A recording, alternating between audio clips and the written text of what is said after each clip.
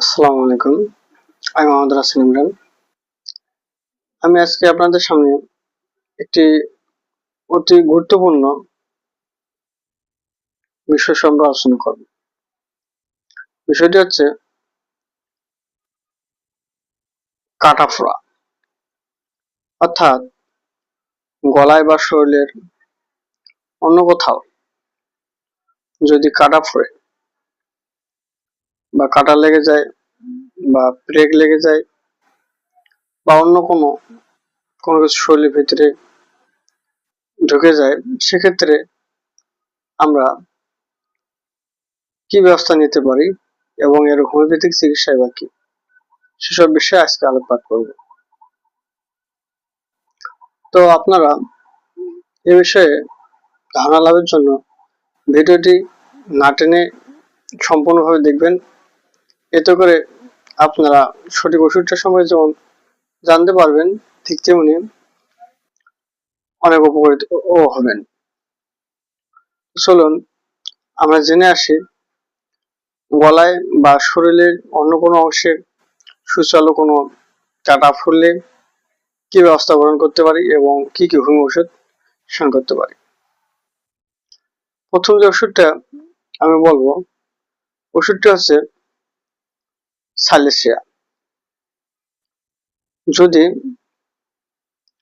গলায় কোনো মাছের কাঁটায় বেঁধে যায় অথবা শরীরের কোনো অংশে ব্রেক, আলপিন বা অন্যান্য কোনো অংশ লেগে যায়, সেক্ষেত্রে এই ওষুধটি অতি উত্তম একটি ওষুধ। তবে এই সালিসি ওষুধটি সেবনের পূর্বে আপনার একটা বিষয় অবগত হতে হবে, সেটা হচ্ছে আপনার যদি কোনো অপারেশন বা কাটাছেঁড়া থাকে বা কিছুদিন আগে অপারেশন করছেন বা কোনো সেলাই আছে, সেক্ষেত্রে এই ওষুধটি সেবন না করাই ভালো। দ্বিতীয় যে ওষুধটি বলবো সেটা হচ্ছে এনাগিলিস। ওষুধটিও একটি গুরুত্বপূর্ণ ওষুধ। ওষুধটিও শরীরে কোথাও কাটা পড়ে গেলে বা কাটা লেগে থাকলে সেক্ষেত্রে এটি সেবন করলে সে কাটা বা সুচলা অংশ সহজে বার হয়ে আসে। এরপর যে ওষুধটি বলবো সে ওষুধটি হচ্ছে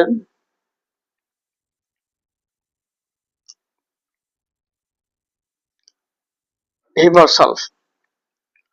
যদি শরীরের কোনো অংশে কাটা ফুরে যায় এবং কাটা যদি বাহির না হয় বা বের হয়েছে কিন্তু ওই কাটাযুক্ত বা ফোড়ানোর জায়গায় অত্যন্ত ব্যথা হচ্ছে, পেকে যাওয়ার উপক্রম, রোগী অত্যন্ত শীতকাতর, সেক্ষেত্রে এই হিভারসালফ ওষুধটি সেবন করলে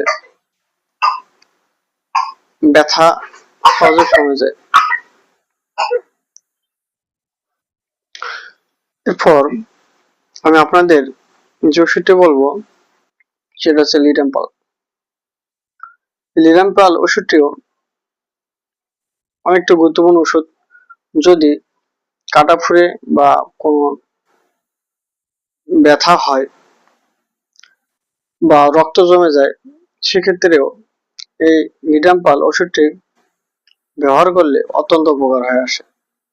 তো বন্ধুরা, আপনারা জানলেন কাটা ফুললে বা শরীরে কোনো অংশে কাটা লাগলে বা সেখানে যন্ত্রণা হলে কি কি ওষুধ ব্যবহার করা যায় সেসব বিষয় সম্পর্কে। তো এই ওষুধগুলো আপনারা অবশ্যই নিজে থেকেই খাওয়ার চেষ্টা করবেন না।